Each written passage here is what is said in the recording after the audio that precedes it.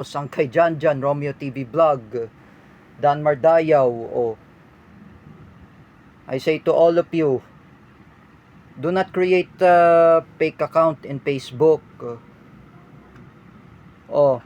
Even Teacher Alexander Pagkalinawan, Paulo Cruzada, Ate Dina Guillermo, Teacher Alexander Pagkalinawan, and even who else? Romeo TV Vlog. Huwag kayo gumawa ng kung ano-anong fake account like I said. You know, for me, I'm not making fake account in Facebook. Just to understand what does Kuya Bear says. At least Kuya Bear shop in Stitching, it's already closed. You learn about the consequence, Danmar.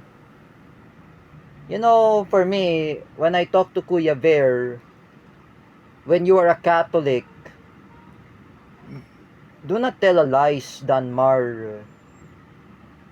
You have to listen to your friend Tero Francisco. You listen to him. You said, who created the fake account of Rodelio Daguman? It was you. I know you're my former friend, and I said, we are friends anyway. But as we are friends, we do not distrust. We do not dissolve the Hans Inclusion Philippines. You must tell the truth, Danmar. Because right now, I am saying to you, Danmar, Danmar Dayaw, if Kuya Rodelio Daguman had filed the cases against you, even that his family members, they have subpoena in Pasay City prosecutor's office. I was not there in Pasay, I was there in Caloocan. Rodelio Daguman's family members are in Muntinlupa. Do not bash Kuya Rodelio Daguman. I'm urging to Danmar Dayaw, stop brainwash Cedric to bash Rodelio Daguman. You know, he's nothing to talk about politics. He's nothing to do at Cedric, or he's nothing to do anything to Roylan. Like I said before, hindi siya inaano, like I said, Roylan is always to be friends with Rodelio.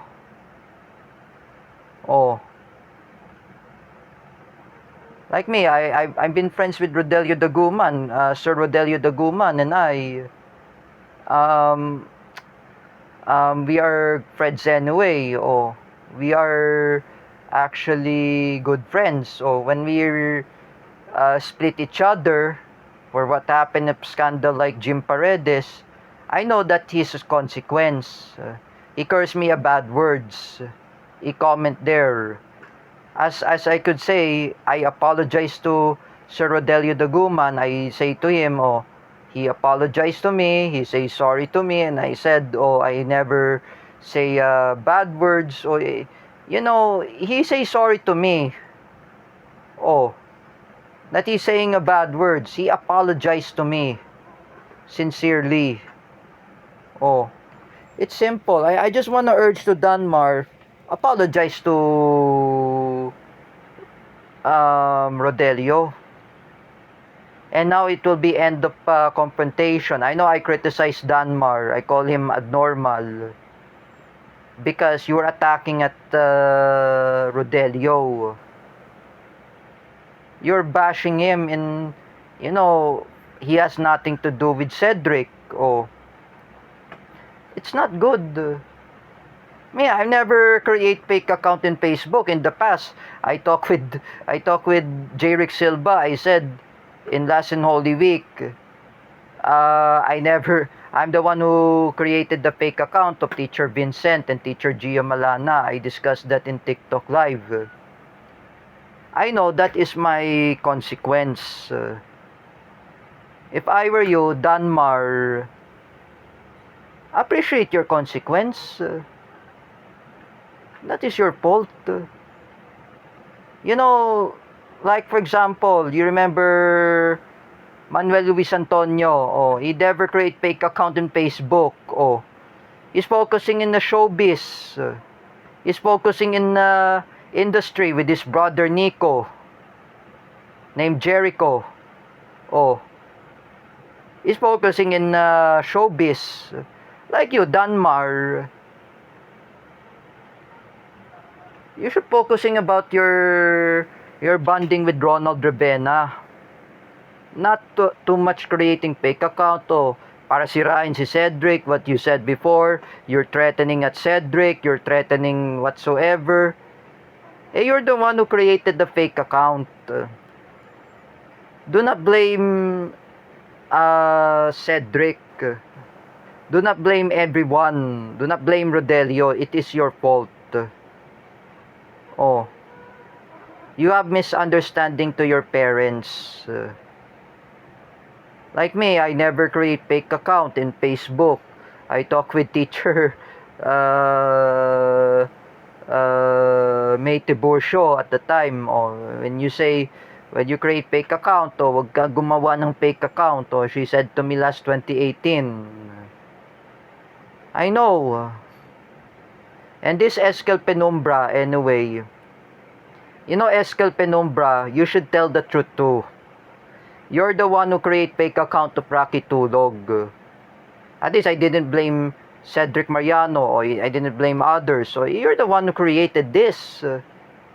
Eskel Penumbra. I thought Teacher Gio Malana asked me, I'm not the one who created the fake account of Rocky Tulog. Oh, I was busy in teaching. Oh, busy pa siya si Teacher Gio Malana sa pagtuturo. Oh, he doesn't create fake account. Oh, you know, Eskel Penumbra, you're the husband of Teacher Kel. You should appreciate your mistake, Eskel Penumbra. Eskel Penumbra, if I were you, you know, I didn't know you in personal. I know Teacher Kel. I met her at the time. We're quite friends each other.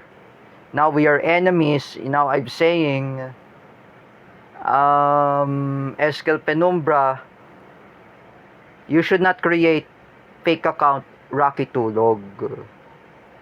Because, you know, that is your fault. Oh, I say to you, Danmar Dayaw, Eskel Penumbra, and the other Marcos loyalists who were fake Filipinos. Even Teacher Alexandra Pagkalinawan, Ate Dina Guillermo. Oh, including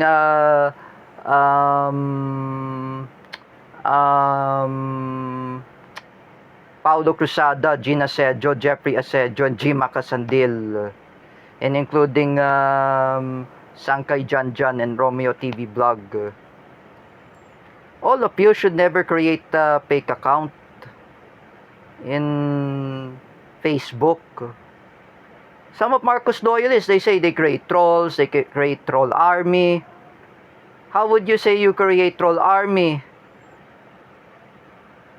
And are creating lots of trolls to troll the Duterte supporters that we are not doing anything. Oh, it has to stop this because unlike that, oh, some of Marcos loyalists have been aligned with Lenny Robredo. They said kain suka. Oh, it's not good to make a trolls. Me, I never want to create trolls. As I'm a Duterte supporter, I never create trolls. Like Danmar, he created lots of trolls. He wants to ruin at Cedric Mariano's art para sirain. You're the one who hacked David Gill's Facebook account. You're the one who using a fake account to ruin Cedric. You're using Rodelio Daguman. And now you see what really happened to you, Danmar. You're going to be sued. Oh, I have an ultimatum message to you, Danmar. Deactivate that fake account, Rodelio Daguman, or else the police will hunt you down. Oh, because they have subpoena Danmar. Oh, Mag-ingat ka, Danmar, sa paggawa ng fake account. You know, the NBI will arrest you. Oh. They will trace your IP address in Pasay City. Oh. That will be happen to you. Me, I never want to make fake account of Wawel. Oh, because I apologize Jordan Pilapil that I'm the one who make fake account of Wawel Romero. Oh. For me, I never want to create fake account to ruin Wawel. Wawel and I were friends. We're not making fake account. I'm not making fake account. Oh. This is the lesson to Danmar Dayaw and Felix Sabines. Huwag kayo gumawa ng fake account ng Rodelio Daguman at Lance Salvacion. Lance Salvacion is a security guard. He's busy in his work. What is his problem that he's biased against Tito Soto if he's a Duterte supporter? He has his own opinion. He hates Tito Soto. Anyway, because he's corrupt. That's why Best Pills, Ardel Guerrero Castillo, he has his own opinion. He hates TVJ because Tito Soto is corrupt. That's what I say to Felix Sabines. And even you, Ate Dina Guillermo and Teacher Alexander Pagkalinawan, both of you, you're the one who created the fake account of Mrs. Annie Gil to send to Sangkay Janjan. Wag ganon. You know, Teacher Alexander Pagkalinawan and Ate Dina Guillermo, do not create fake account. You know, this is really cyberbullying. Like for example, like Kuya Bear says to me,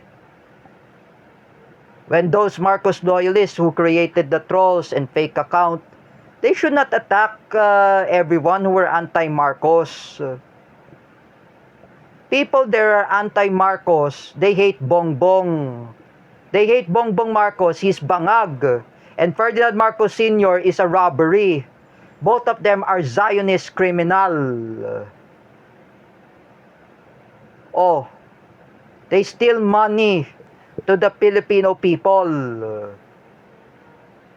At least I learned of that from Matthew Timbal.